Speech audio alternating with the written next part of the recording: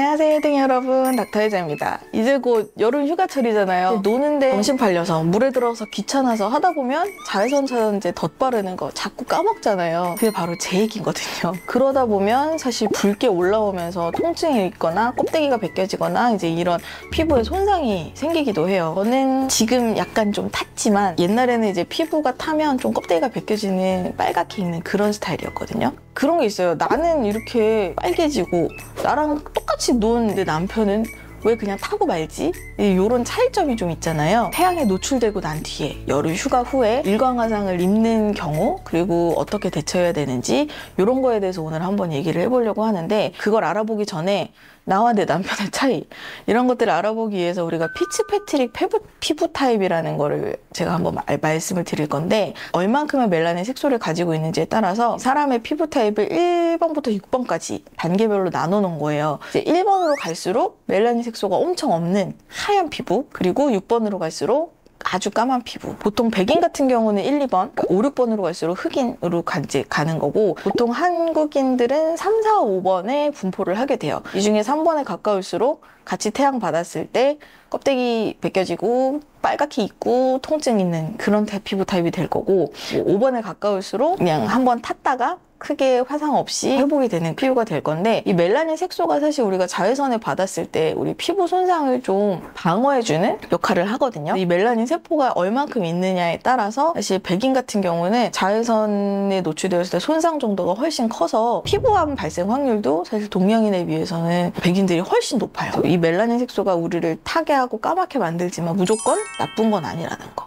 이 일광화상은 이 자외선 A, B 중에 B에 의해서 훨씬 더 많이 발생이 되게 되는데요. 햇빛에 노출되면 한 4시간, 6시간 후에 시작이 되고 12시간에서 24시간째 그 증상이 최고조에 이르게 돼요. 그래서 신나게 놀 때는 몰라요. 자려고 할 때 갑자기 근지럽고 아니면 통증이 먼저 찾아오는 경우도 있고요. 그래서 이럴 때 우리가 일광화상을 입었다고 얘기하는데요. 진짜 심하면 피부가 좀 벗겨지거나 물집이 생기는 경우도 있어요. 이럴 땐 어떻게 해야 될까요? 1번은 일단 열감을 낮춰주는 게 굉장히 중요해요. 얼음이나 이런 것들은 오히려 막 극심한 온도차 때문에 피부를 더 손상시킬 수 있기 때문에 가장 좋은 건 깨끗한 수건을 시원한 물에 적셔서 계속 갈아주면서 쿨링을 해주는 거거든요. 그리고 일광화상을 입은 후에는 어쨌든 이 부분에 열이 발생하고 조직 손상이 지속되면서 탈수 증상이 보통 같이 오게 돼요. 물을 많이 마시는 것도 중요하지만 이 국소 부위에 쿨링을 하면서 그 다음에 또 보습을 같이 해주는 게 중요한데요. 많은 껍데기가 벗겨지거나 피가 나거나 물집이 생기거나 하지 않는 경우에만 보습제를 사용하시는 게 좋을 것 같고요. 보습제를 사용하실 때 보습을 이걸 내가 아주 짱짱하게 해야지라고 하면서 바셀린을 사용하시면 여기는 절대 안 돼요. 화상의 가장 기본적인 치료는 무조건 쿨링이거든요. 근데 이제 바셀린 같은 경우는 그 페트롤라늄이라는 이 원료로 만들어지는데 얘가 절연체, 그래서 그 안에 열을 가두게 돼요.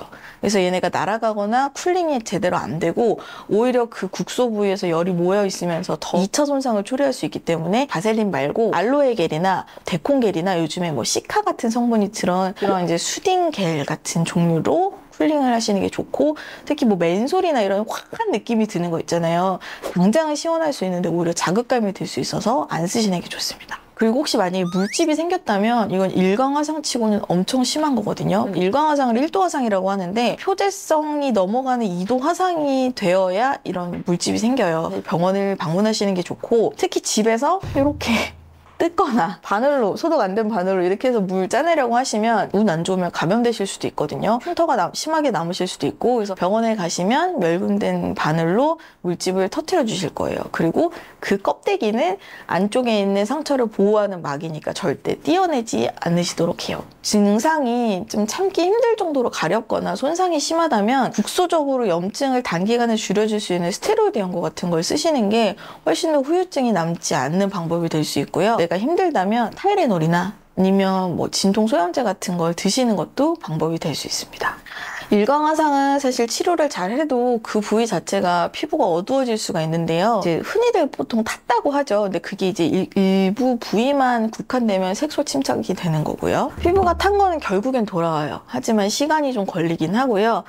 보통 6개월에서 1년까지도 가긴 하는데 이 피부에 이제 침착돼 있던 멜라닌 색소가 이 표피세포에 쌓여서 방어막을 만들거든요. 그래서 이 멜라닌 색소가 다 한번 표피세포 사이클이 돌아서 탈락이 되어야 피부가 다시 흰피부로 돌아옵니다. 이거를 이제 좀 더 빨리 복구하기 위해서는 뭐 토닝 같은 걸 하실 수도 있고 아니면 약국에서 파는 미백 제품 같은 걸 쓰시는 것도 분명히 도움이 되는데 단 이 일광화상이 지금 증상이 진행 중이거나 염증이 남아있거나 하는 피부 장벽이 무너진 상태에선 절대 하시면 안 되고요. 나중에 피부가 다 안정이 된 후에 하시는 걸 추천을 드립니다. 또 하나 약간 주의하셔야 되는 게 있는데요. 이 시트러스 계열의 에센셜 오일 같은 걸 이제 몸에다가 바르시고 햇빛을 받으시면 광과민성을 유발할 수 있어요. 그래서 그 부위만 더 많이 타거나 더 많이 일광화상이 생기거나 그리고 더 많이 색소 침착이 생기거나 그런 역할을 할 수가 있어서 동남아 가시면 이런저런 에센셜 오일 많이 쓰시잖아요.